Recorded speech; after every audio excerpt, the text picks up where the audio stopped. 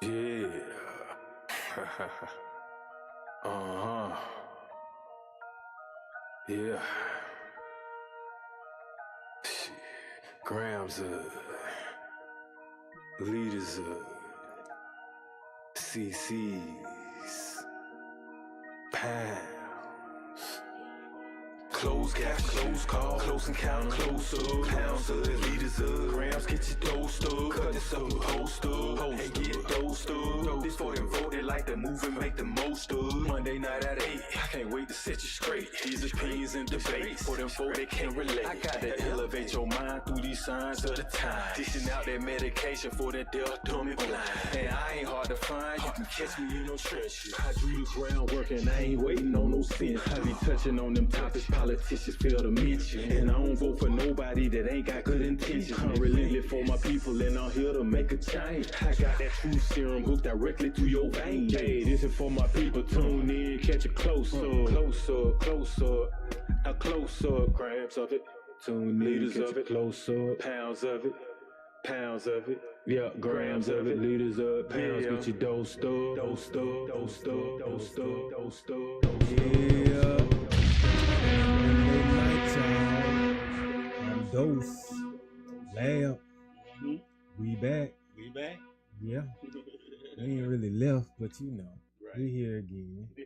Hope everybody's doing all right. Yeah.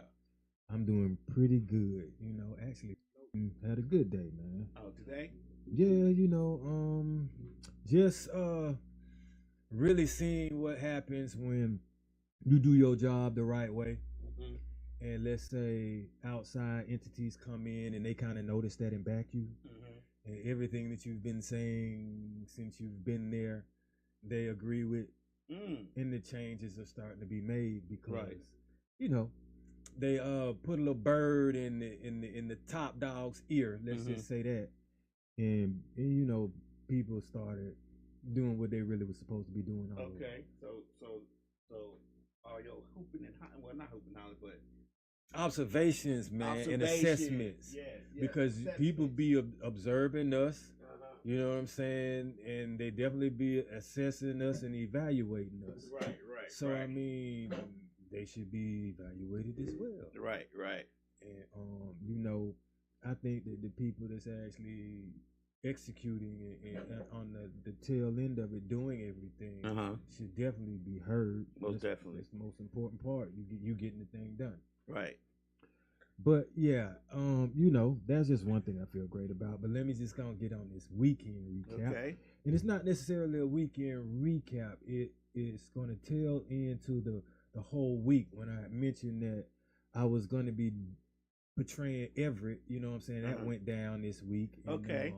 How was that? That was interesting. I saw some people performing first, you know, like doing a little bit of music. So now I know if I want to do a song up there, I can do that. Okay. What I did like was if you were any type of the performer, like, because they had skits going on, they had people just, you know what I'm saying, rapping, they had like a little spoken word. So, but if you were going to do any of that part of that show, you had to like fill out some kind of like paperwork. Okay. And the paperwork was so, you know what I'm saying, they can get your contacts and things like that, shout you out and like look you up maybe if they need something else. Oh, okay. So once again, I think that's part of some good networking and communicating right then and there too. Most definitely. But I would say, judging by the crowd, they enjoyed the skit pretty much more than anything. Okay. And I saw some things, you know what I'm saying? I saw some people take lead. I saw some people improvise. Okay.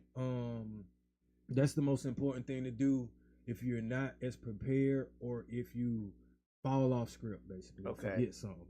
Okay. If you super talented, first of all, the crowd ain't gonna know because they don't know what you're supposed to be saying unless they've seen this before. Okay. So with that being said, all you have to do is maintain a rhythm with it, you know what I'm saying, and speak your mind to it, to be like freestyle it basically. Okay. But make it kind of like go with what's being said. Okay. And I saw someone have to do that. Okay. Me, I nailed mine, but I did do something different that I didn't expect myself to do while I was rehearsing and never thought of it going off in my mind. But as I started seeing how the crowd was reacting towards other people's performances before I went on, I was like, I know what I want to do. Okay. Because I was like, okay, all these guys that's beside me, they're just gonna sit back and say their lines and probably look like this a little bit at the, you know what I'm saying, the contestant. Right. And I was like, sure enough, that's what they did. But they turned a little bit like that. I said, me, I'm gonna step out of line and walk up a little bit, close the gap some, Okay. and hold them and just do this like I'm rapping or something. You know what I'm saying? Right. And that's exactly what I did.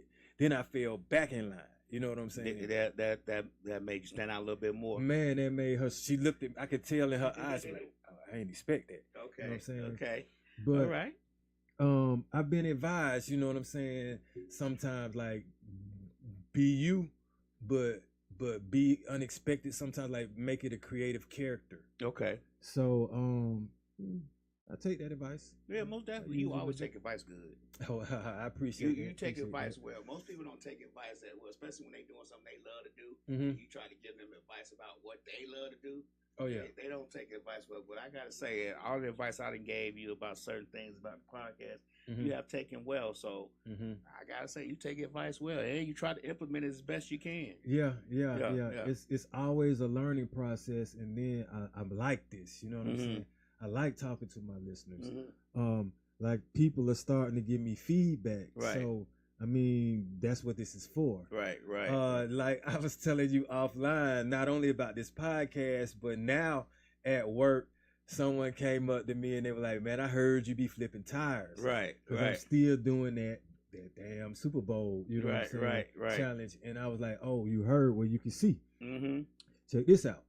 But that's why, you know, once I get into it like a rhythm and I want to be able to do it by myself in the basement, get all that cleaned up and stuff, Right. I'll start giving the content for you. But first I want to get my gains out there. Right. You know what I'm saying? Right. So when I show people, I'm like, okay, this is actually working. I'm kind of like the guinea pig. I'm the trial and error with you guys.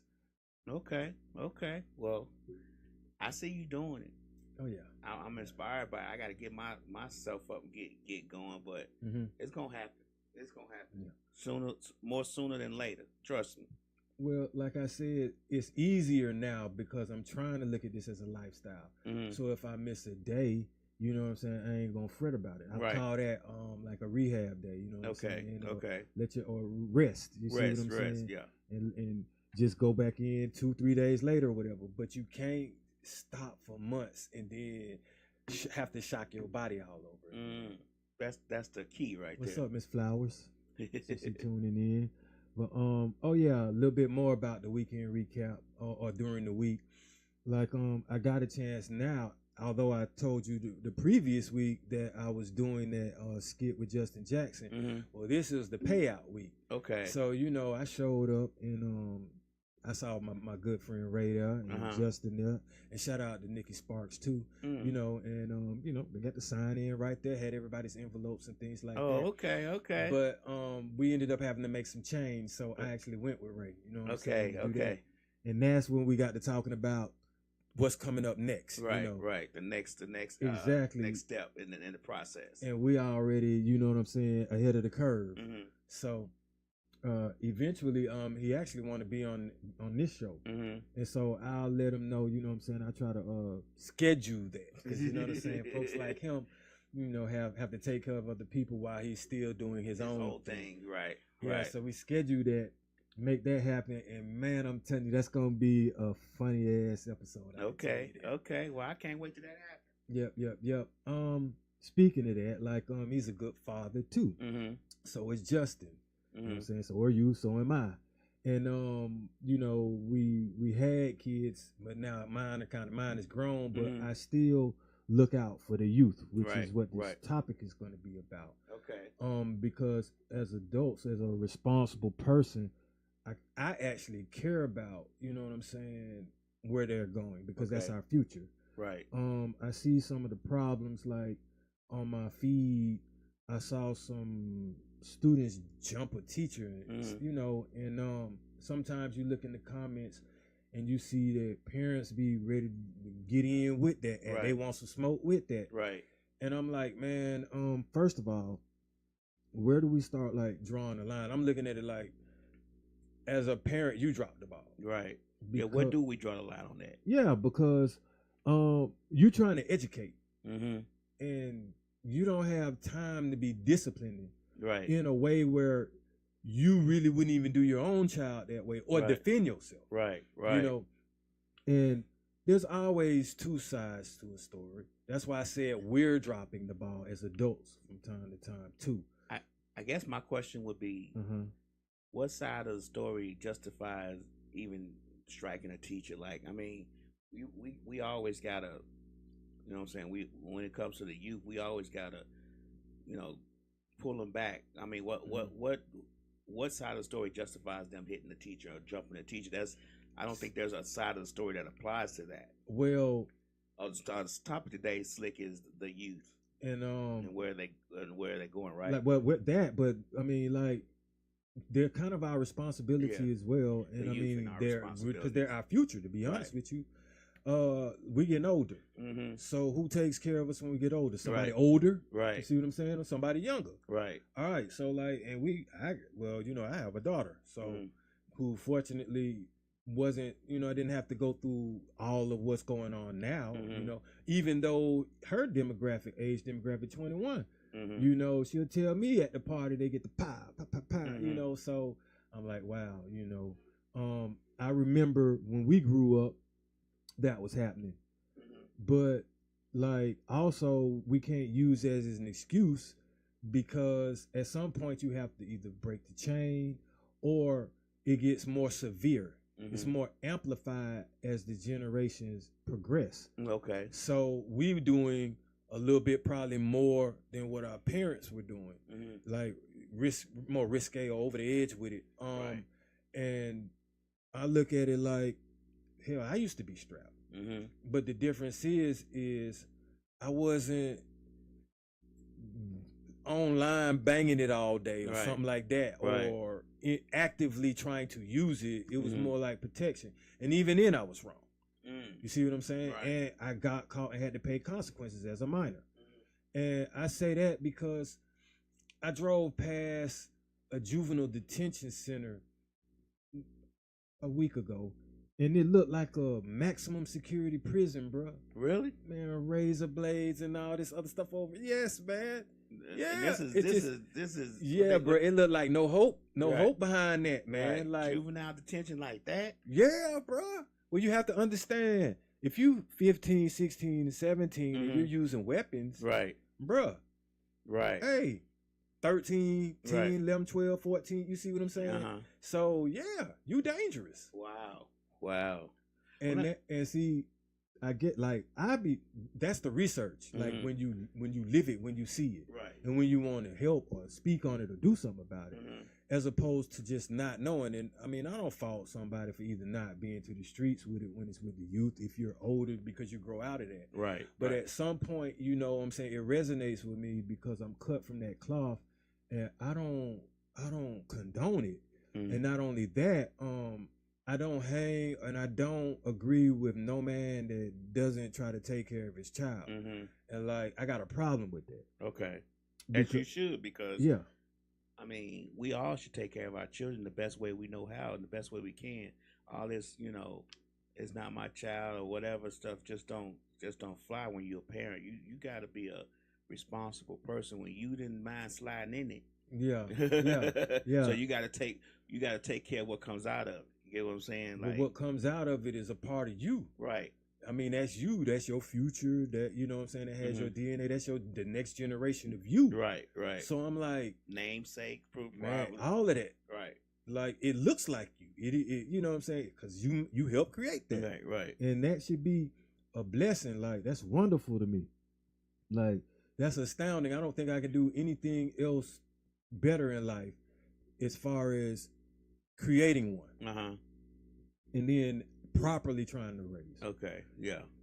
What else? You know what I'm saying? Anything else is materialistic, money. You see what I'm saying? Relationship, whatever. I get it. Right. But being informed, being a father to my daughter and just seeing someone like a mini me that is blessed and vibrant, trying to do that thing, positive. Yeah. Do you think when we have children, like, I always figure like, if seeing your child that beautiful little face don't straighten you up and make you want to do the right things, then nothing will. Because I tell you, man, like when my children were little and my baby was little, I could have the hardest day at work, like the hardest day. And it was nothing like coming home. And I had 3 children, and mine was pretty much close in age.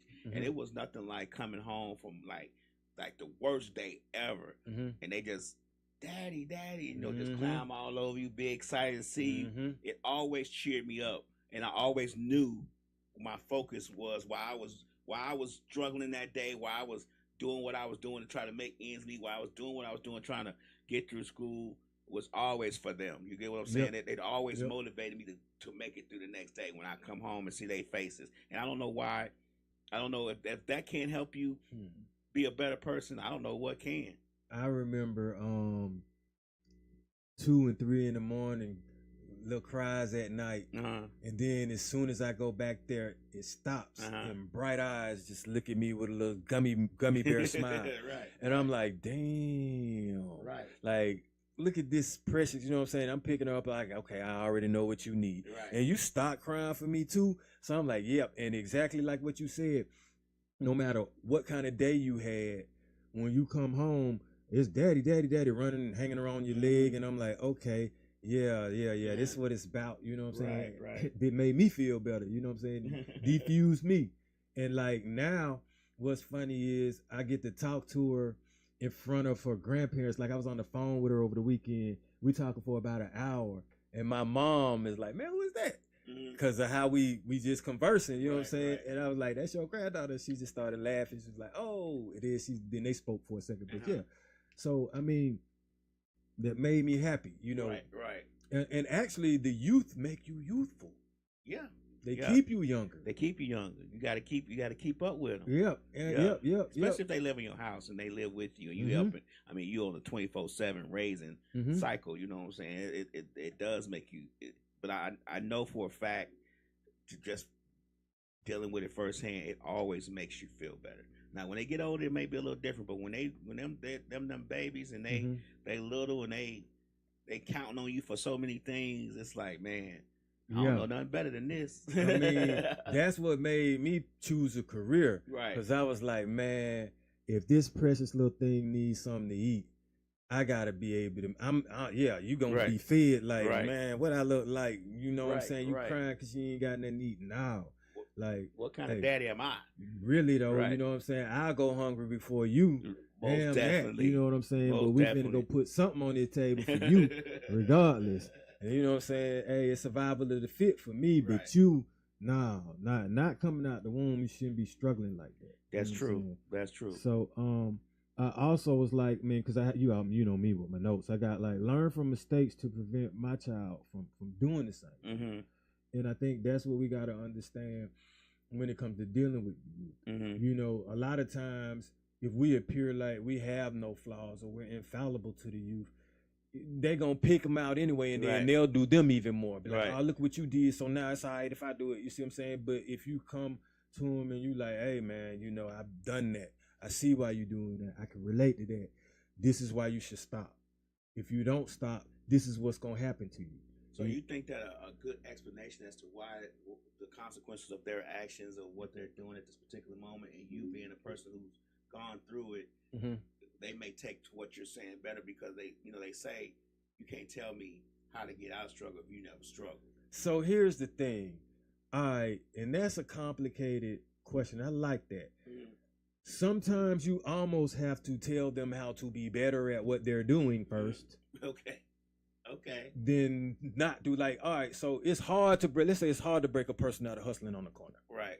So what I would say to him first to even get any kind of respect is, why you doing that like that when you can do it off the hip and move in different locations? Okay. So now he know, at least I know what he about, what he got going on. All right.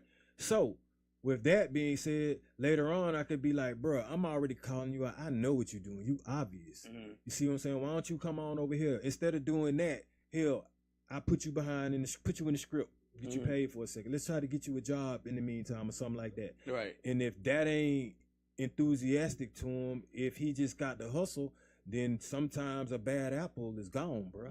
Like you move on to the next one. Okay. Rather than damn near get Caught in a up position, exactly, a position where you got to prove yourself or something negative happened to you, because that youth is a knucklehead. Like I said before in the episode, what's up, Alicia? I see you. Young dude was about to throw a rock at me. I picked up one and was about to do the same thing to him. Next thing you know, we not throwing rocks. Simple as that. But see, I didn't say don't throw that. Oh, that's what you want. This what you get. You see what I'm saying? But a lot of the times you have to be tactful and careful because you're dealing with the youth. And I understand the youth have a parent. And what do their parents think? See, I be thinking about that. You know what I'm saying? Because if I affect them in a certain way, I have to answer to that. Well, I look at it like I should. Like, I don't want smoke with the youth, or I don't want smoke with your parents either. But most of the time, I'm the type of person where if I see the youth is coming at me in a certain way or disrespecting my child, then this is what I do. Oh yeah, I'm finna find your moms and your pops real quick. No, we need to talk we got a call in. What I do? Just hit the speaker right here. Board, yeah. All right, what's up? This dosed up. Who's calling? Well, I just want to chime in a little bit and to speak on the battle you're gonna face with the youth. That's gonna be a lot hard for you to fight as an adult.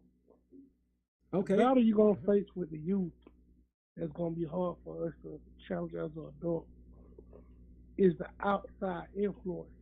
Meaning, no matter what you do at home, no matter what you do in these programs, no matter what you do, what type of game you give them or whatever, the influence is what's gonna override a lot of it. You know what I'm saying? Yes, I got you. Due to the fact, though, you know, kids want to be cool in front of their partners. You know what I'm saying? So therefore, it's like no matter what you give them and how much you teach them and how much you give them the game, and once they spread their wings and they get around their partners and stuff like that, right now, the influence that they get from them is what, you know what I'm saying, gonna count.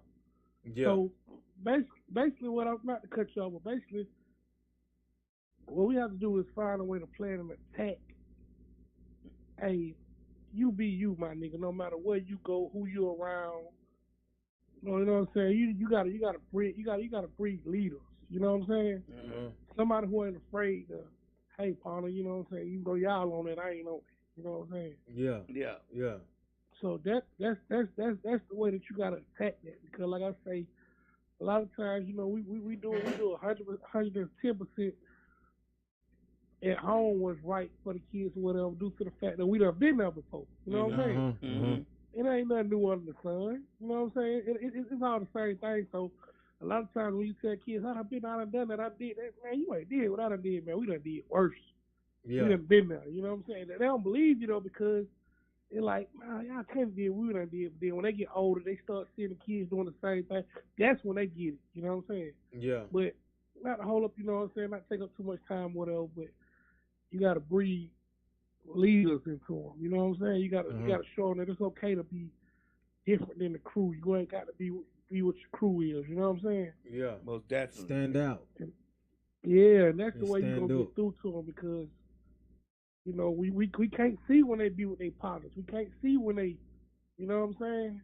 So, and that's, I actually got a pastor that talks to me from time to time, and he's behind them walls with them young with the youth. So he's reaching them while they're actually incarcerated, and I can tell you a lot of them regret it and they don't want to be there. So when I talk to these other youth, that's what I'm saying. But you mentioned leaders, and while I got you on the phone, while I was offline, I was telling Lab, all right, Dr. King was 26 years old when he pretty much joined the civil rights movement and got active like that. So 8 years from that, he was 18 years old, pretty much. So think of what influenced him and how he had to be to become what he was at 26.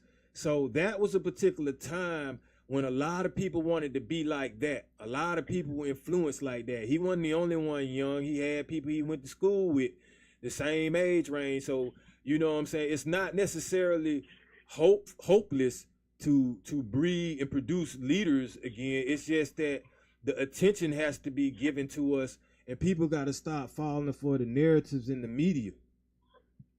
Well, with that being said, it's a little deeper. It get a little deeper than that due to the fact of, I guess, a lot of. I mean, it's a whole other subject, but as you can see, what they do to the leaders, like they, like we fight a battle out here against well, the battle we face. Yeah, yeah. But here's what I'm saying, we don't want, we don't want to speak on the elephant in the room, but we just saying like how they do, they cut out the head, meaning like, okay, all our great leaders, the Malcolm X, the Martin Luther Kings, even down to the Tookie Williams and even down like the Tupacs and the people who really have a voice, a platform, and the strength and the power to make a change. You see what happens to them, right? But check it out though, it's in the blood, it's in the bloodline. So you get your seeds planted, you have, children, and you instill that in them, and they keep doing it, and you make it a forever battle. Then just like we ain't stopping, you can't get rid of it. Right now it's a lot of programming which they get the youth young. You know what I'm saying? They're targeted, but that's why I said in the beginning, we're dropping the ball. I ain't dropping it. I'm about to pick this thing up and run with it, and just show them. We seeing it in our faces.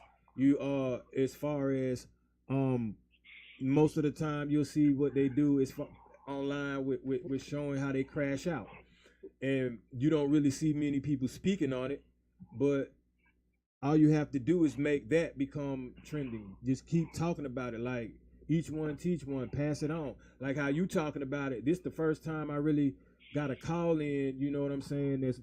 They're really just out of the blue, you know what I'm saying? So yeah. And that make a difference. Mm-hmm. Now you got two people. Now with Lab you got three people. With these listeners, if they feel like they want to say something, that's four. I got my guy Ray, he just hit me up and I just spoke on him, you know what I'm saying, and told him about the weekend. He just texted me. So there's people listening. My guy Johan say, I know he definitely down. He listening to me too. He's definitely one. I chop it up with him. We could almost have content. Me and him be in the car. I'm talking about for hours just talking about what we think, you know what I'm saying, and how much we care and love for the culture and how we want to move them, you know what I'm saying, create a movement, a positive movement, man. Just shine some light. But we do have to understand there's limitations. As most of the time, the limitations be us. I get it. I mean, I definitely understand, man. It's just, like right now, the generation and the times that we facing, man, it's an uphill battle. It's difficult, you know what I'm saying? I'm not saying it can't be done, but like I say, we can try, but like I said, once some influences or the outside influences get involved, you know what I'm saying? We got to, it's like you can teach her how to ride the bike with the training wheels. We the training wheels, once you take them off, you know what I'm saying? We don't know how they're gonna fly straight or not. So check this out. When you take the training wheels off, don't you remember what they were for? So it's still with you, ain't it? Did you follow? All right, then. Now you just got to go fast or slow. It's about now your perspective. Are you going to drive reckless on the bike? But the training wheels, you may not have them on there physically no more, but mentally it already got you where you needed to be. Okay. So what you said is, a lot of you don't have the training wheels. They don't have the structure. They don't have the platform. They don't have and that comes from the man in the house that's giving them the other side of what's gonna happen if they continue the wrong routes and all that. I get what you saying. A lot of them don't have that in the household, and that's what they missing. A lot of them missing. Yeah. Sometimes you literally got to go outside with your child and point out what not to do. Okay. And if it's actually somebody else doing it, that hey, that's just an example. Hey, don't be like that right there, because you see that. Okay, I get it. And then the ones that are going through it, if you really just talk to them and ask them, man, are you hurting? Did that hurt? And they be like, yeah. Okay, well, hey, you want it to stop, then don't exactly. I mean, but if you want to keep bumping your head up against it, then hey, I'm not gonna stop you no more. I tried. You see what I'm saying? Now you're gonna learn on your own. Okay, yeah, I get what you say. I guess you basically saying try to put forth the effort to see what the outcome will be, and if you know what I'm saying, you do the best you can with that. Other than that, you can't control it because it's like I'm in the streets. You know what I'm saying? I hate to say it. You know what I'm saying? That ain't nothing to be proud of. And when I say that, it's like I'm still in the hood daily. You know what I'm saying? Yeah. Not saying like I'm endorsing it. Nah, I feel you. I'm right there with you, bro, in the trenches. I'm in the yeah, you know what I'm saying? I'm a 20-year line. So yeah, exactly. A lot of what we say at this age is what you got going on. Well, shit, bro, I'm just staying out the way. Of course. When a nigga say that, you know what I'm saying, or when a person say that, it's basically like saying like, do you? Man, we just letting these young niggas do what they want to do. Hey man, we just staying out their way. We ain't even see back when I was growing up. They weren't staying out our way. They was in our business. They were, hey, what y'all niggas doing? What y'all? Hey, that ain't clear. What y'all doing? That ain't. See, we don't really. But this the thing. They stayed out their way because them youngins got them extendos hanging out. You see what I'm saying? So, you know what I'm saying? So that can turn into a company. A nigga looking at it like, man, you ain't my daddy. You know what I'm saying? They ain't gonna tell me how to. You know what I'm saying? And you know what I mean? However they been getting their little paper, doing what they been doing, it be working for them. You want to know why they call me the hood doctor? Cause I walk straight up in them traps, straight to them youth with them extendos, and guess who they might need some amoxicillin or something from? Me. Guess who they respect? Me. They don't touch me, they don't say nothing to me. What's up, OG? And they keep it moving. Now, I ain't stopping what they doing, but it's some respect there right now. So guess what's going to happen if they see and they understand and they know what I do? And if I can pay them to do something different. Because in that same plaza, there's a smoke shop where Buddy legit. So all the raids we done seen when I've been up there, ain't never one of them hit the smoke shop. So I can tell them youngins, hey, bruh, I've been up here when Buddy J got put in the car over eighth. Over some BS, bruh. You know what I'm saying? You want that? Or you can be like my man right there selling all the legal smoke shop stuff. LLC up, my man. This man making probably 30 racks a month. And you don't even know. You out here penny pinching. But you got to give them the game like that. I mean, they're not going to respect you. You already, you know. But some of them you do fall back if the anger is there, if the animosity is there, because you don't know what kind of demons or problems that they face, and I ain't here to do no exorcism. I'm here to drop some gems on you and let you know I done been there where you at, because I'm right here with you now. But hey, if you starting to trying to lick something off with your stick, don't expect me to be right there with you, because this ain't what we supposed to be doing. I get it. Like, you know, we know we done the root, we done the basic root to it, you know what I'm saying? Shit, it's got that poverty, you know what I'm saying? Nigga not having a way to do what it is they feel like they want to do, you know what I'm saying? So, and people I've always wondered, how does poverty equate to a little bit of common sense? Like, sometimes if you called yourself a tribe, and you ain't going against each other because you don't have. You're gonna combine. You're gonna unite and get something together before you tear each other down. So poverty to me is not necessarily. It shouldn't be the excuse, but I know the extremes of it. You see what I'm saying? But my thing is, if I'm in poverty, I'm gonna do what I can to get what I need. I'm not gonna do what I can against somebody else. So I still will teach the youth. Check the mood up. Not to cut you out, but that knowledge coming from a man who done been places, who done done things, who done seen things, who done experienced life, who done beat the odds as far as still living at this age or whatever. You know what I'm saying? Mm-hmm. At the age of the youth that we speaking of, a lot of that stuff don't register to a guy who looking at Instagram and he's seeing niggas pull up with big old how can I explain it? Big old goddamn truckloads of money. Niggas $100,000, 200,000 pictures, and but guess what that does? And, you feel guess what that does? That entices the adults too.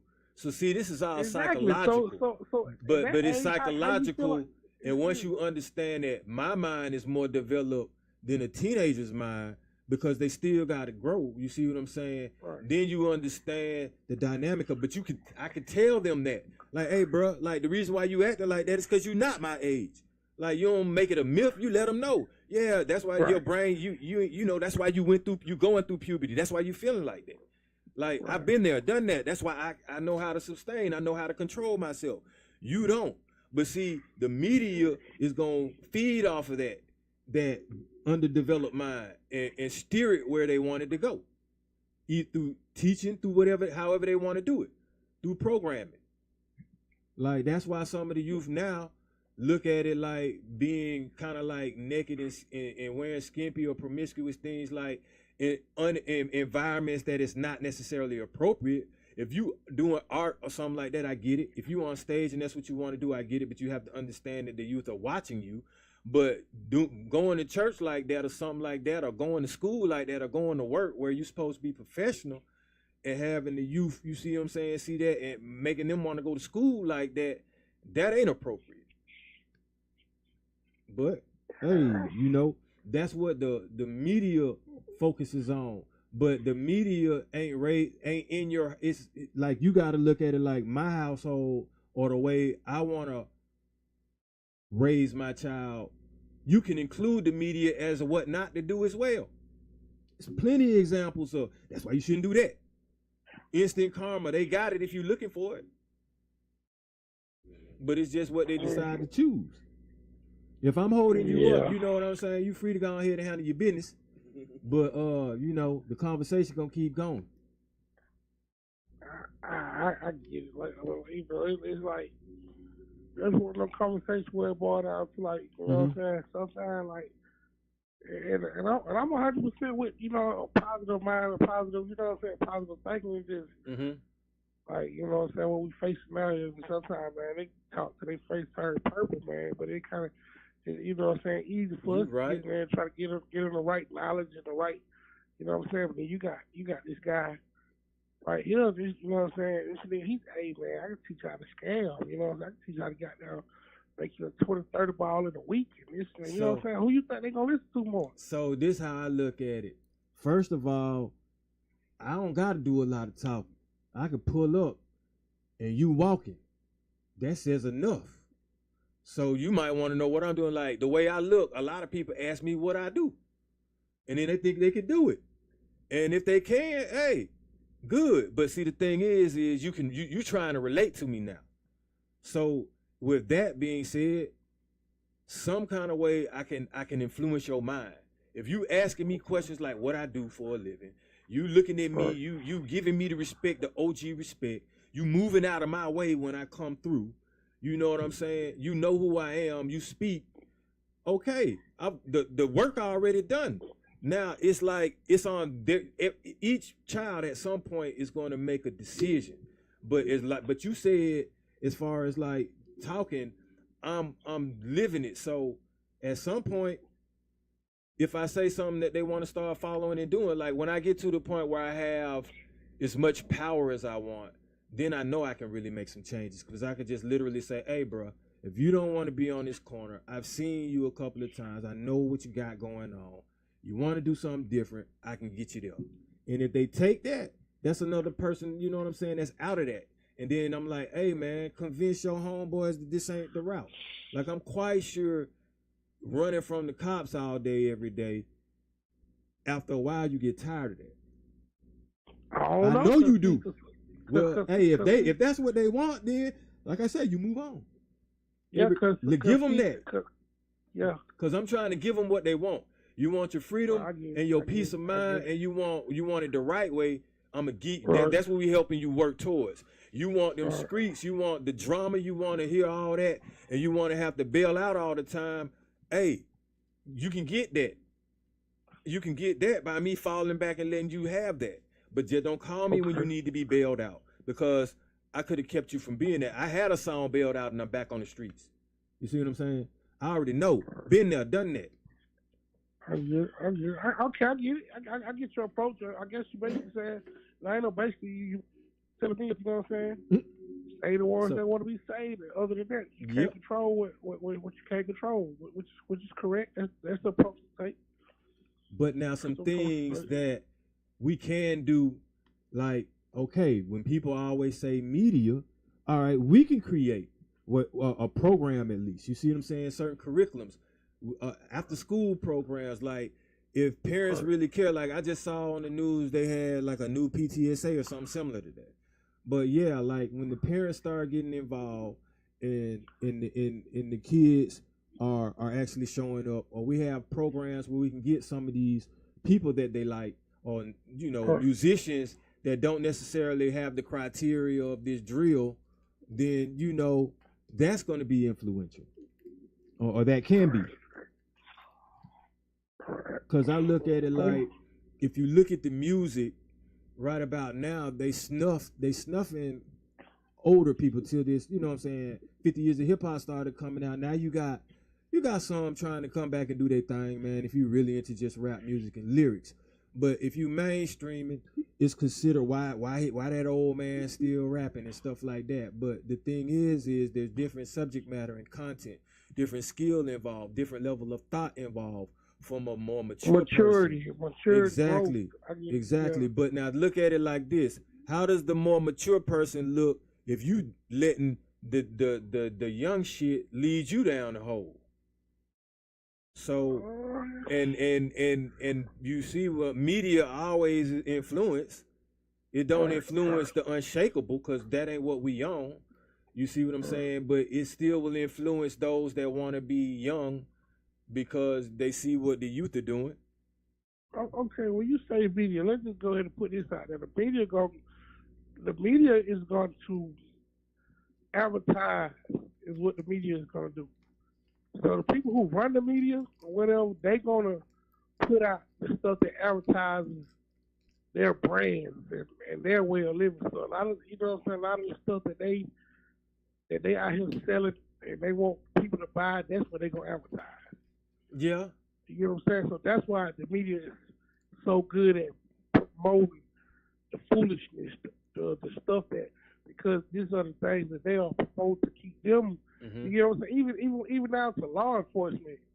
If a nigga was to stop committing crimes today, law enforcement would have a job. Probation officers, parole officers, this and that. If niggas just stop going to jail, going to prison, they need these things to continue to go on in order to fund themselves. That's why they promote a lot of this stuff. Same people who own these companies they the one who run the media. So therefore, it's gonna be hard for you to predict what they put out in the media and what they don't, because they want to continue to push a certain agenda and a certain envelope to the crowd and the earth in order for them to continue getting the money that they get. You know what I'm saying? So I just look at it like this. First of all, I remember public announcements. You can watch certain channels and you'll see something positive, with these public announcements, just people speaking and giving you some positivity. PBA? Exact. See? Okay, so obviously you remember. But that's the thing. Right.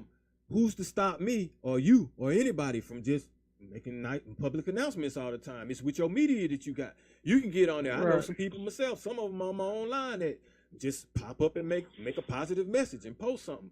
Like, I get it, but you gotta look at it like, okay, back we were growing up, we had stuff like Reading the Rainbow and Mr. Rogers' Neighborhood, and you know what I'm saying? Like, these folks ain't, man, but this is the thing. Here's the thing, man. Obviously some parents are doing something right, because you do have kids graduating from college. I see a lot of nurses and everything like that. All you have to do is flip the script. Like, I'm not out here, like, every day, if you live your life, kind of like how when we had the Huxtables and all that to look up to. I mean, that was media, by the way. But a lot of people, and look how they tried to do your boy Bill, but that's another story. The aspect of that is some of that still exists. People still love, you got people that are married, that are happily married. You see what I'm saying? With kids and producing. And, that needs to be the forefront, as opposed of we're dealing with what we're dealing with now. I'm dealing with this because I know this is a dynamic that's difficult to deal with because you have a percentage of that, you know what I'm saying, going on, and it's always portrayed. So that's the reason why I'm focused on it. I would rather not focus on the negative aspect of this, but damn, I mean, I keep seeing kids jumping each other, kids trying to fight the teachers, kids producing, you know what I'm saying, pictures with weapons and things like that. And so I'm like, that's the algorithm, and I ain't with that, you know. So I try to at least continue to acknowledge and then go out in the real world, man, and start talking to some people. You can do it through sports. You can do it through arts and entertainment, you know. People starting to respect that. Really, it's just the amount of money and materials you have, because I have that as well. They're definitely moved and influenced by that. But if you can tell them that they can get it in a positive way, like, I mean, I convinced my daughter to go to school. Well, actually, I didn't have to. She understood. Just that's the assignment. She's about to graduate, actually, in May. This May, from a four-year college. You see what I'm saying? Get a degree, and then she want to do something else. So it's what you put in front of your children and how you treat them a lot as well. That's why I kind of believe, like I said, I don't really respect no man that's not in their child's life, because it's just necessary. There's no way around it. They're looking at us. They absorb what we do. We are the leaders, whether we want to be, whether it's intentionally or unintentionally, because we're before them. We're generations before them, and they see what we do, and they see what we have on, and they see what we allow, and they see what we be self-promoting from time to time. So if a lot of us act like we got our head screwed on right, we wouldn't allow that. Right, I get it. Makes sense. But I mean, you know, what I don't like is when the media brings the youth in it when it comes to certain like reality shows. In the reality shows, you know, be scripted and be fake, but they'll break up a home and put the kids get them all involved. You know, when that's just, to me, it's just bad publicity. And it makes it seem like what some of the other kids are going through is okay, just because they can relate to it, when it's not necessarily okay, and maybe they need to be seeking some kind of help. But in looking at a TV show where it gets ratings, it seems all good. Oh, this is how life's supposed to be. So, I mean, a lot of times, maybe some of these people that we think that the people say let's fall back from, maybe they could use some good counseling or talk to a psychiatrist or something, or maybe they could use a coach. You see what I'm saying? Instead of a plug. Because you know, a plug ain't gonna do nothing but want money. He ain't even thinking about nothing this young person is going through. Right. And so, okay. There are. I ain't gonna hold y'all up. I ain't gonna take too much of y'all time. I just chime in, you know, Appreciate you for calling in, man. You can call in next Monday or any Monday you like. Okay, man. Good luck, man. I have a good one, man. All right. Appreciate you, D. Thanks. All right, no problem. Yep. Okay. Hey, D, appreciate you calling in, bro. Yeah, give him a bomb or two, man. That's my little cousin. Okay. He can't call in, you know. I mean, he be out there, you know, he don't be in the streets like that, but you know, he hang out, he you know, he do, people know D, you know. Yeah. But he do his thing, so he be in there, he see firsthand a lot of times. Well, I don't see firsthand, so I don't necessarily know. But he see firsthand, and he probably has some, I think he has some good insight on, like, they ain't trying to hear all that, because he probably didn't say it. I know for a fact he probably didn't say it to him because he do his nonprofit. So I know for a fact he probably didn't approach some of them, said something to him, and they probably, man, I don't want to hear all that. You know how. So, yeah, I mean, and they'll get on you too. I know they will, but here's the thing. All right, so, like I say, I'm in there and I'm involved in what I don't really like seeing is there'll be little children around these dudes with the sticks. You see what I'm saying? While they hustling in an environment, and anything can pop off. There'll be raids coming through. Anything can pop off. And all these kids be out there running around in the parking lot and all this, and they're exposed to it. So right then and there, now you got all these different generations and their mind is tainted. They're gonna think this is cool because this is what I grew up doing. This is what I grew up seeing. Well, see that goes to a point that you guys both made. D made really good was the outside influence. You just said the young kids around these kids with the extendos. Now they influence because they see what they doing. That's the outside influence. They may go home and be different, but when they go outside and hang out with their big brother or their cousin or whatever, they see what's going on. Now they influenced by the bad things that they see. I guess my question is, why do our children? Well, I guess I don't know if they any more angry than before, but why do they seem so angry? Why does it seem to be such a crash out mentality about certain small things that we would think would be small? That's what I was about. That's what I don't know myself, and I was about to ask. I kind of get an idea, I know, but that's what I was going to say. Man, when I see them, I look how angry and upset and disturbed that they are. And a lot of the times it is because they don't have a father, or it's because they're hungry. It's because they don't have certain things possibly to get the girls that they want, right? Or they ain't doing good in school, or they feel like they got to be tough to protect themselves. They ain't got no clothes, so people talking about them, so now they want to fight. Or it's another person that don't like them, and that person can beat them up. All these different factors go in, plus the fact that they think they actually just have to be tough anyway because they're supposed to be cool and be intimidating. If you intimidate somebody, ain't nobody got to run up on you. I mean, like, when you out there with the wolves, you understand how to be one. There have been times like, okay, I tell to you like this, you're going to be a different kind of person walking the street at 2 a.m. than you would be at 2 p.m. So these kids are the 2 a.m. version all day. Okay. You see what I'm saying? They're stuck on what they see that might be a glitch of negativity. Like, I want to be like this rapper right here. This rapper right here is like this all the time. And they can see that rapper all the time. They can look at their phone and get that energy whenever they want. Oh, okay. Yeah, I get what you're saying. If they got a phone, some of them might be mad because they don't even have one. And now they really upset. You see what I'm saying? I think they all got phones. Some kind of way they all get phones. Yeah, if they got to take yours, they got one. You know what I'm saying? They got phones. That ain't the problem. Oh, I'm going to tell you another thing, too. Because I realized this when I was young. When you have that peace, you got power. You got power. You got grown man power. You see what I'm saying? You got unexplicable power because you know you can pull something out and then everybody's scared. So that's a big responsibility. You see, they don't look at that as a responsibility. They look at it as a badge of courage now, a battery in their pack. Oh, you don't like me, you don't like what I'm doing. I don't care who you are. Right. I can handle the situation. Right. But that's why you have to have a developed mind and understand how serious your anger can make one situation be a couple of seconds, and now your life is, you know what I'm saying, 30 years better behind bars.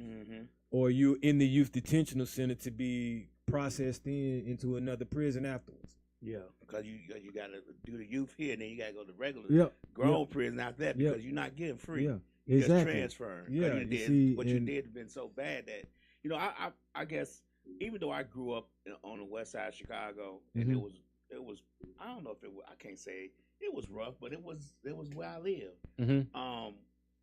But I just never chose to be a person that was just in the streets. But I had a lot of other, like Dee said, I had a lot of other outside influences. Like I had just people in the neighborhood who I didn't want to disappoint. Not necessarily my parent, my mom, or anything, just other people. So my influences were different because I kind of stayed within the neighborhood. And back then we kind of just stayed with the neighborhood. And then when I went to visit my grandmother, the neighborhood was a 3-block radius. It was we had a bridge that separated us from the rest of the world. You didn't go across that bridge, and it was our 3 blocks, you know. And we just had a different experience. Now we all was struggling, but it was just a different experience. I never had we never necessarily had a street mentality. I don't know why that was, but so I can't really speak on how to, you know, well, we did this and we did. I can't say any of us did this or we did that. We just kind of lived and enjoyed as much life as we possibly could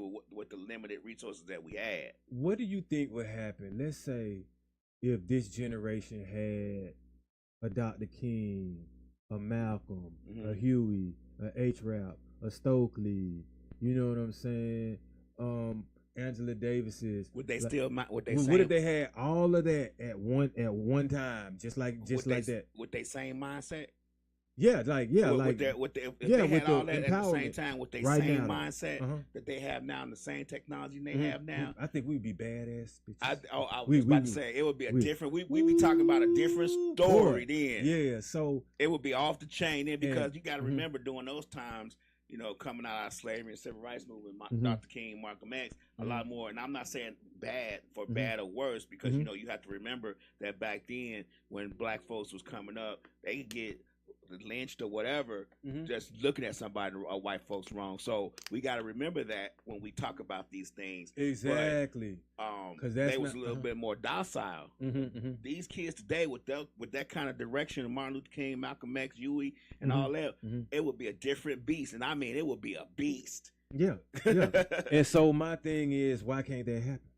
I don't think that it's not because of the youth. I don't think a lot of the people in today's society, us, I don't know who it could be, has the mindset to know how to build that program. I don't think a lot of the people back then had a common goal. Yeah, the common goal was to get these freedoms that are in the Constitution that we deserve, and you're denying us that. But now that you know the system has seen to integrate us and all that stuff, a lot of us don't have that mindset anymore. We feel like we are equal now. You know what I peep? We ain't got, then this has hurt me now. Okay, back then they also had it through the church. We ain't got it like that now. I think the church be all on money now. Like, look at how we are. And that going to church on Sunday ain't doing it. If you doing everything else all them other days. You know, back then, Slick just said something that's really good. Back then, you used the church to pass on the information. Exactly. Now, people don't have to guess what's going on because social media has bridged that gap. So if they want to know what's going on in Atlanta, you post something, you post it to the right person grab it. Somebody way over in France gonna know what's going on in Atlanta. Now check this out. Aren't there certain groups that damn near run this thing? Yeah. Okay. Now, do we know all of what they got going on?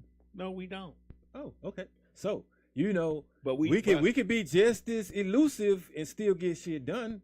Like, we gotta always have it, you know what I'm saying, on. But our problem is that we are so spread out now. Think about how much more we're spread out. When we talk about the black community and growing up in the black community back then, with Malcolm X and all that, the black community was closer.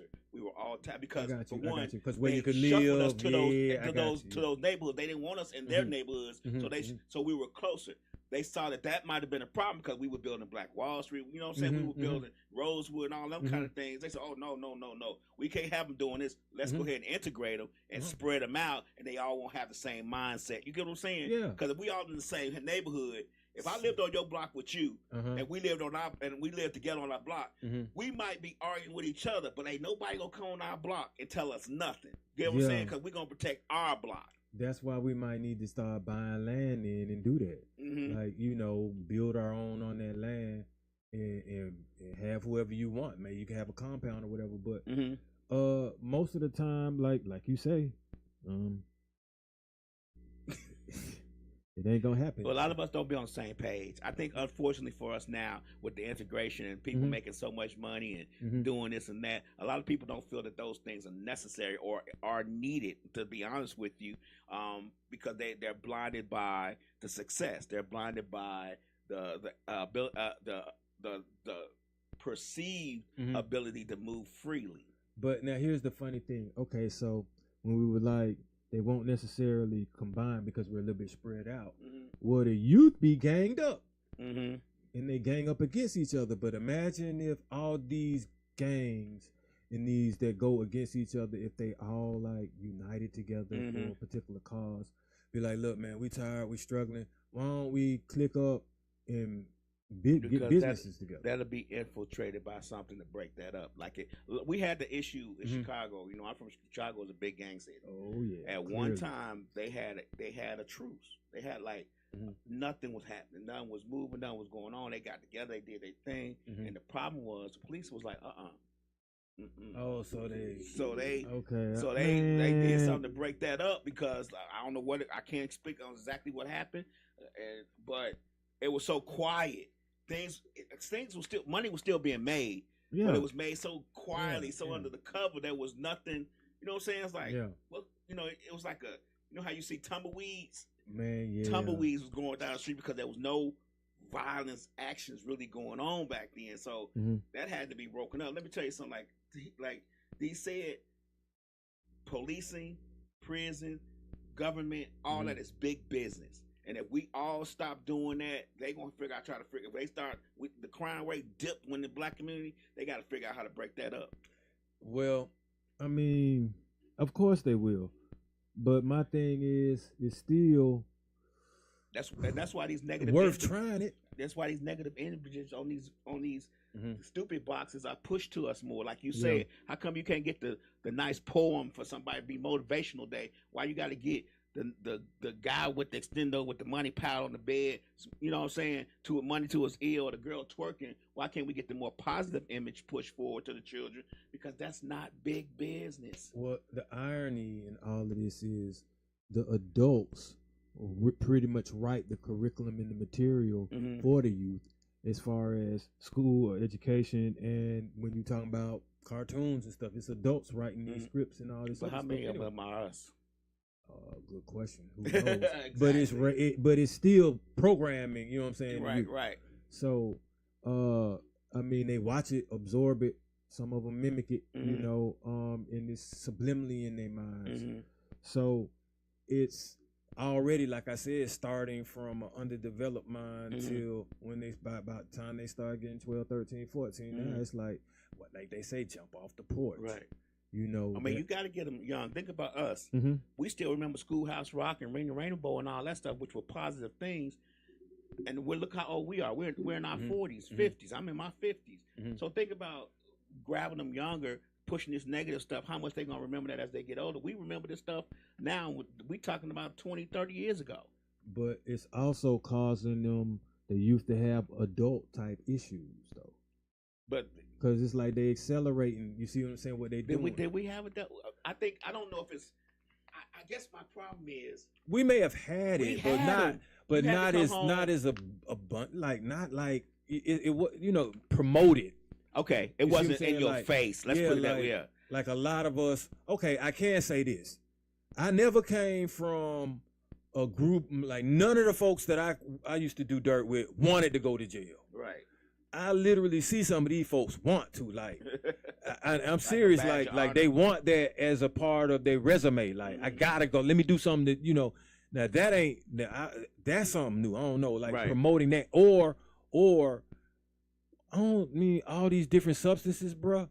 As a youth, we didn't promote that to each other. Like we thought that was geek monster shit. We thought that was goofy. Seriously though, We did. Now that you see what I'm saying. So these are things that, first of all, these like be prescribed prescription. So these adults got to get that for them. Right. So like, you know, and I look or at they it, take it. Yeah. A lot of times they, you know what I'm saying. Like I'm not sure as that we didn't deal with more adult issues. I think that we just handled those adult issues as they came, and we did the best we could with them. Because I remember having to come home and stay in the house and wait, you know, do cook and all those things. Those are just things that we did as children. Did you mob downtown when you were 13 years old, strapped up?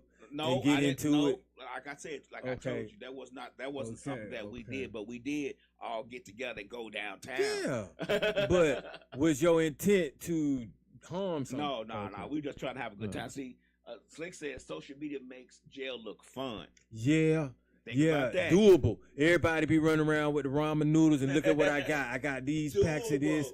That's the magic it make it word. look doable, bro. Man, shit. I like that word. Hey, try doable after. doable. Yeah, try 1,300 days in there. Think that's doable. See, when you start peeling back them days, years might sound another thing. That's still a lot, 30 years. But man, day after day after day after day after day, when you wake up and reset and you in that spot, you ain't at home. I am Cooley Slim yesterday on the podcast said, you be in the jail and you be in there for 5 years, and then you realize I still got 30 more to go. Oh man. You know what I'm Oh saying? hell no. And I don't think a lot of these youths understand that once you do something so traumatic, so traumatizing, that you're gonna have to pay the consequences of them things. And jail might look doable on social media until you're behind the bars and you realize you got 45 years. Oh yeah, and you ain't coming out. Yeah. Oh Right. yeah. Oh yeah. You're gonna be an old man when you come out. Right. And then I see a lot of the youth they look depressed. Yeah.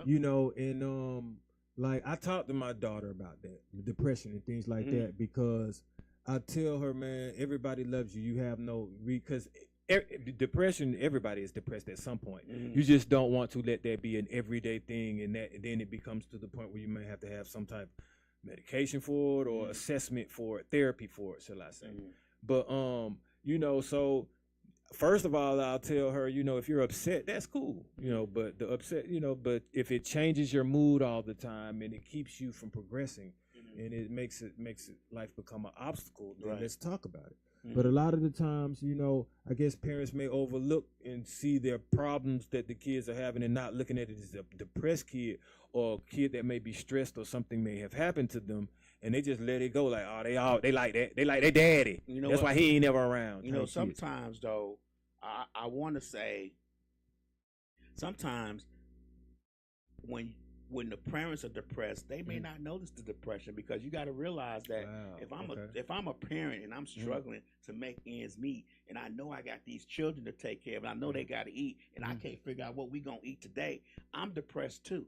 So I can't see their depression. I can't see my child's depression because I got so much on my plate and trying to fix that issue. I'm trying to fix their issue. And I'm carrying the issues, and I'm depressed. So if you're depressed a lot of times, and I'm telling you as a person who deals with depression and anxiety, you can't see someone else's depression because yours is so blinding. So you're absolutely right about that, and I had to deal with that. What up, Artie? What's happening, man? Of course, my bad for cutting off. I need to see you there tomorrow. Yeah, that's one of them guerrilla gangs, But yeah, I realized from time to time that I could be depressed. So what I had to say, and I was like, so I would literally start telling my daughter, like, I'm new at parenting. I ain't never been a parent before. So you got to tell me if it's something that I'm doing that just stress that you don't, And I would look at it. I also tried to view her like from an outer body experience. Like I have to look at what she's going to go through because I'm going to affect her. And I understood that, like, whatever I'm going through is going to affect her if I project that onto her. Right. You around me all the time. It would be the same as if we were roommates. If I'm going through a lot at some point, slamming doors and stuff like that, playing my music all loud or something, you're going to be like, at some point, hey, man, you okay? So is something wrong with you or something like that? So, yeah, and I get you with that. I'm going to tell you what, dealing with my children. My children, when I was younger, I had kids young, 18. I got married at 18. Okay. Sometimes when you're trying to raise a family, and a family of two, and then a family of three, and then a family of four, you carry so much weight on your shoulders. Not just me, my ex-wife carried the weight too. Sometimes trying to figure out what's wrong with the child is minimal. Because I'm thinking about, I got you. If I can fix what's wrong with me and us as a group, the child's problems will go away. You get what I'm saying? I see what you're saying. Yeah, you get what I'm saying? If I can fix this, your child ain't gonna have one. Because my child's problem has something to do with what I'm trying to fix. So if I fix that issue, whatever the issue may be, then the child's issue go away. Now the child's issue may be something that's not attached to that, but at this particular point in time, I'm trying to fix this. I got you. You get what I'm saying? So sometimes it's just. As you should be trying to fix it. You see what I'm saying? Because if you don't, then your child definitely going to be going through it more. Because you're going to be rocked even more, and then it's going to affect probably some type of financial thing. And now it's going to be more prevalent and obvious in all of y'all. There you go. And that's why sometimes I'm like, a lot of these children, I empathize because they go through some traumatic experiences because of their parents. Like my dad, before he retired, taught at a middle school, and he would be telling me, like, on the way to school, someone tried to abduct this particular girl or tried to, you see what I'm saying, approach her in a negative way. Right. Or like kids be seeing their parents fight or coming to school and they ain't got no jacket on, and they coming because the only meal they gonna eat is at school. And so you're absolutely right. Like like I'm one of them children who went to school to eat. Oh, I had to understand I could depress my daughter by not being in the household all the time with the mother. So you know, I see how, once again, like I said in the beginning of this thing, we be dropping the ball as parents, especially, you know what I'm saying, with the youth, if we're not in their lives and we're not trying to at least steer them, let them know, you know what I'm saying, what's around the corner, if you're gonna always be negative with it. But now, as far as the easily willing to crash out and in the heat of the moment, we've addressed that a little bit, but not respecting themselves, the surrounding environment, like the children in the environment, the little kids and their elders, that's kind of a problem to me. Yeah, yeah, it is. Because even when you was in the street code, and you think about this, because you say you used to run the streets and all that, there was a code of old folks and children you just didn't mess with. Yeah. Or you cared, man. Sometimes you didn't even do it in broad daylight. Right. You know, that was considered bold and you know, that's that wild, wild west, you know, take 10 paces shit. Right. So now it's like, I don't care who around. Yeah, you want to up the ante just to prove a point, though. And that's the next thing I was getting to. Like, not necessarily sometimes just willing to crash out. Some of these folks be trying to throw it all away to prove a point. And we actually not only see that with the youth, we see that with adults like us, our own peers. And so that's something that I don't want to portray to anyone younger. Like, I ain't got enough, you know what I'm saying, restraint, common sense, enough compassion for the people around me to I'm just crashing out at the drop of a dime or throwing everything I got away because I'm trying to prove a point to someone that you could just back down and just agree to disagree. You know, I see a lot of that happening. Like, you be like, what the hell just happened here? Oh, bro, right here was like, oh, man, okay. Now, this made the news. Okay. And I can't say, all right, this is how you say it. Remember, it was a while back, man. 2 people got into it over whose weapon was the biggest. I don't remember that. Man, I do. And it was ridiculous. Like, y'all let it off because y'all were just comparing the size of it. I'm like, man, okay. Right. That right there, you see what I'm saying? Unnecessary. Exactly. BS. Unnecessary BS. And but that's throwing it all away to prove a point. And I don't think, you know what I'm saying, and with an underdeveloped mind, I see how that can happen, which is definitely why we don't need to be examples of that at our age. Right. Because fortunately, when I was younger and I was running around with it, I wasn't a throw it all away type of person. Like, I ain't got to go to the maximum to prove a point. I go to the maximum to defend myself. Yeah. So I'm not really offensive on you like that. And, you know, I knew how to have a judgment call. Like really, it's got to be, because I was good, you know, these hands, it's got to be about 3 or 4 of y'all. You see what I'm saying?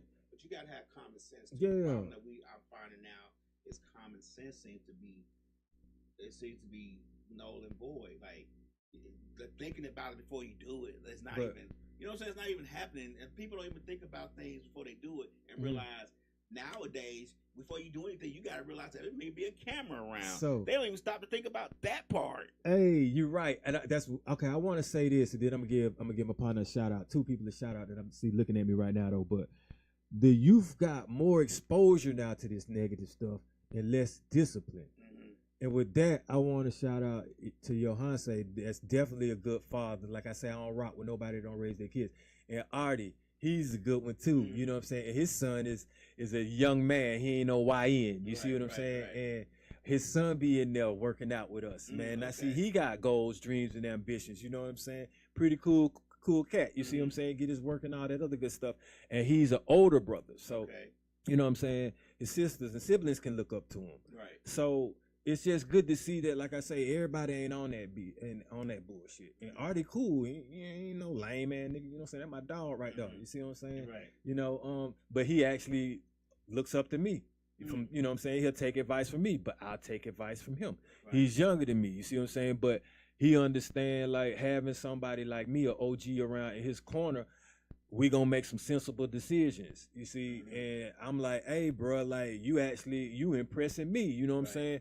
And you encouraging me to go hard because you the youth, and you handling your business with your kids. You see what I'm saying? And you married your girl. You know, that's not you married. Right. So, you know, obviously I ain't trying to be encouraging him to throw nothing away. And he's never encouraged me to throw nothing away. So that's just respect to you, Artie. You know what I'm saying? And it also gives hope and encouragement, like I say, that we can, you know what I'm saying? There are people out there that understand that their children and their youth are important. And they passing it on. And when I'm over in the apartments, you see what I'm saying? His son Amir got friends, and they young. And who you think they're hanging around and throwing the ball with? Right. All right. So when I pull up on them and bring some weights out there, who you think they're gonna be doing some push-ups and stuff like that with? Us. Right. You see what I'm saying? So for that time and that moment, at least we keeping them safe. You see what I'm saying? We looking out for the cause. We ain't doing nothing negative. They see what we got going on. It's people out there that work. You know what I'm saying? They got a 9 to 5 that come up there and talk to us, and they hang with us. So they see people getting off work. They know our work. They see that. Right. So, you know what I'm saying? That's what they might be looking up to. We not out there hanging around doing nothing negative. So that's positive. That's positive, yeah. You do that everywhere you go. You see what I'm saying? Those that can relate might attract to that. Because not everybody, like I was saying, I do like to say some positive things too about you. Not everybody on that. Right. It's just, as your cousin was saying, the media is going to portray that. And or if they not necessarily portray or promote it, some of the things that we've seen, you know what I'm saying, through our lives, and some of the things that's now that the kids can see, it's not all good. That's true. So, you know, they got to see something, got to have a balance with it. You know, I was just like, sometimes I look at the comments when we get back to that maybe like skimpy dressing, and I just be like, if I got a body like that, I'll show it. And I'm like, I understand, you know what I'm saying? When you youthful, you want to do that. You see what I'm saying? But that ain't for like no 5, 6, 7, 8-year-old gotta have a weave and the lipstick on and all that other stuff. You see what I'm saying? No, you say, well, you think about when we were younger and girls that was nice looking, had nice bodies. It still wasn't shown. Like, nah, and they ain't had no BBLs and nothing like that, man. You know what I'm saying? It wasn't all just thrown out there for us. Leave something to my imagination. A prize, like, yeah. Oh my God. Like, yeah. You know what I'm saying? Just to hug them or whatever was a prize. Nowadays, yeah.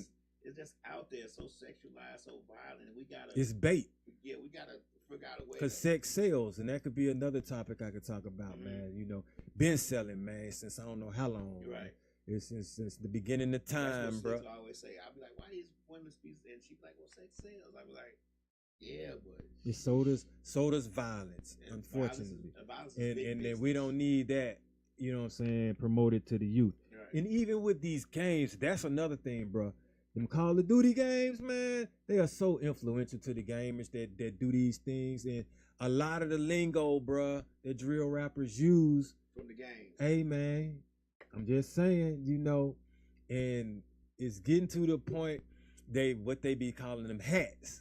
Yeah. You know, hats represent certain things. So I'm like, man, you know, I haven't played a game. So I haven't played video games since like on a daily basis, like every day since NBA Live '96. That's how long ago it's been since I played. Like every day I would come in and play. Play, you know what I'm saying? Like every day. What was that on the Sega? You had PlayStation? Okay, yeah. Every day I would play that. Like it was just, we had a whole neighborhood battle going on. Everybody had their own teams and everything. So I haven't played since then, but the Slick says any kind of mess sells. Oh yeah. Drama and mess. You want to know how I kind of influence some of the youth and my daughter as well? Like, since they want to kind of like be adults, sometimes they have yet to experience adult responsibilities. So I gave my daughter some adult responsibilities to understand what we're going through. Or I showed her what I do sometimes, or I'm telling her what I got to do. Right. And now she's understanding, like, that's bringing her out of the influence of her peers. Cause like, okay, no matter how much you're trying to influence me, you're not doing what my dad just showed me. Right. And if I want to get to that level, I can't necessarily listen to everything you saying, because you don't know and ain't seen what he's doing. And that's how you start kind of making them distance themselves from some of the moves that their friends may make. Because I distinctively remember my daughter calling me like, Dad, I can't really hang with them right about now because I'm trying to make some money. Everywhere I go, they ain't got no money, and I be having to pay for their stuff. Right. I always got enough for me, and I'll share for them. But I kind of don't want to necessarily I have to be that. You know what I'm saying? Mm-hmm. It's like y'all, you coming broke intentionally now, and I was like, well. Welcome to the adult club, you know what I'm saying, where you're responsible to have what you need for what you want, but other people aren't necessarily like that. I said some people never grow out of that. That's true. You know what I'm saying? But I was like, imagine, how I would feel if you wanted something I ain't have it for you. Right. So that's a lot of the times, because I'll go back to this, the youth are very passionate and emotional about trends and what each other are doing. Mm-hmm. And not necessarily what the adult or the person ahead of them that's been there and done that is doing, unless it's something that they can relate to that is gimmickish or whatever, or that's what's trending. Like I said, what else I got right here, man? Oh wow, I've never done this, but some of these youth, because of what they're going through, the depression or how they think, they actually take their parents for granted. Because they're not living a certain lifestyle that they want to live. What if they want all that Balenciaga? You see what I'm saying? But the parents can't afford that. And so now they acting out. They out there in the streets trying to make something so they can have whatever they want. Look like they friends or whatever. Or look like the celebrity or the rapper that they like. They say, hey, man, Vaughn had the Balenciagas. I want some. Right. So, but the moves that they make when we're not around is the ones that matter.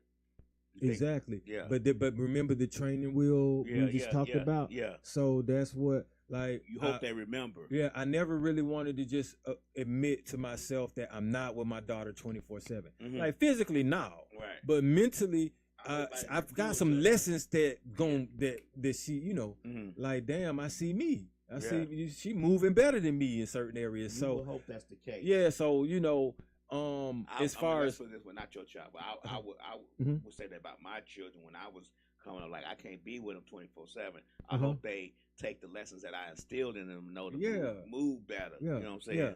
So with that, then, because I know they see money, they see materials and clout as respected success, no matter the route that was taken or the morals to get them. I had to show my daughter what time it is. You want some of this money, this is what you got to do. And I'm like, look at what you see me doing. Look at how you see me making it. Look at how you made it. Look at what you're doing. Look at how you're excelling. And then, all right, so once again, this is all psychological because school is psychological. What happens when you do bad? If they want to program you, you get disciplined. If you're good, they might give you stars or they might give you extra time doing this, a good grade, whatever. So I started telling my daughter, hey man, this is all risk versus reward. From the minute you out the womb till my age, it's all risk versus reward. So you have to take calculated risks that aren't even necessarily risk. You know the script, you know the plot. I'm teaching you this. Even now when I talk to my daughter, she's 21, right? I'm like, okay, I'm 48. I'm finna give you my game, so now you got my game and your game. I'm gonna elevate your status, elevate your power, elevate your mentality to what I got going on. I'm gonna tell you everything I got going on, and then I'm gonna either let your granddad tell you why he 80 something and he can still do, or I'm gonna tell you what he been telling me. But you gonna understand this before you get to our age. Right. Whether you do something about it, I don't know, but at least you have the knowledge there.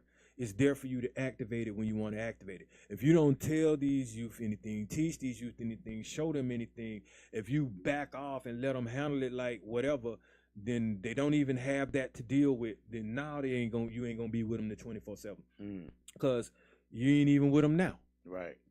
So, like I said, because it's almost time to start wrapping this up. It's a each one teach one type of mentality around here with me. So I started realizing once I decided to take on this Dosed Up podcast and this personality that I've become since I'm now speaking, I want to look at it like an influential type speaking. I want to look at it as I'm motivating. But like when I grew up, we had youth motivators. Right. So I think I want to be one of those as well as motivate my own. I'm just a motivator, period. But when I'm around the youth, I'm going to let you see what's real and what's not necessarily negative. So with that being said, we're going to get our physical education on. We're going to be exercising when you're around me. Mentally and physically. Exactly. No reading, no writing, no journaling. Yep. Oh, and then I even tell you what to put in your body, because a lot of times we got to understand maybe what these kids eat could be triggering some of these emotions, bro. Like, or what they're lacking, what they don't get a chance to eat. The lack of nutrition. Being hungry, man, can make you act a different way. You see what I'm saying? Definitely. Make you act off the chain. But also we got to understand, you know, just because they may act a certain way, not to necessarily just neglect and abandon them as well. Like, at least give them the benefit of the doubt. Exactly. And talk to these youth. You know what I'm saying? When you walk past some of them. But understand when the situation may be a little bit out of your hands, and respect that as well. But if you got kids in your life and you teaching them on substance, and you pretty much are distancing them from all the negativity and violence, but you still understand that there's outside influence and they still on their straight, salute to you. All right, so appreciate y'all for tuning in on this Dope Stuff episode. We'll be back next week. I'm out.